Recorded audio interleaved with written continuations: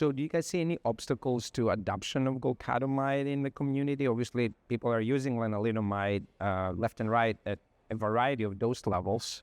Do you think golcadomide will have an easier time than Revlimid? I think there's a need for education because, again, if you think about just NCCN, which is generally the guiding principle for most community oncologists, it's a list of things, and it's usually not a list in terms of priorities. So how do you introduce another therapy into that laundry list of options? And so I do think focusing on the toxicity profile, the ease of use, as Jason mentioned, is clearly one strategy. That's probably an effective strategy. If you look at the dosing, it's very low dose. So that tells me it's a very potent therapy.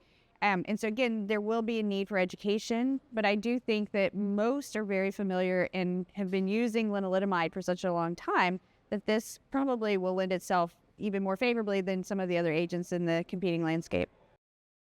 Any closing thoughts on large cell lymphoma before we move on to follicular?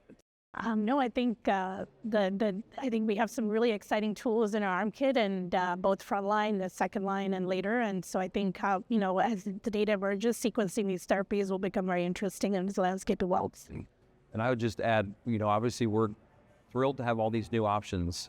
We're using a lot of these combining with 1970s chemotherapy, and we are hoping that we could combine novel options with novel options and save the chemo as a backup. And it is a limited data set, but we have a phase 2 trial we're presenting at this meeting looking at could we combine novel targeted therapies as frontline therapy for large cell, saving chemo as a backup option, and we've got some intriguing data. And so that needs to be validated, a larger series, multi-center, and eventually randomized trials, which we're in discussions about doing.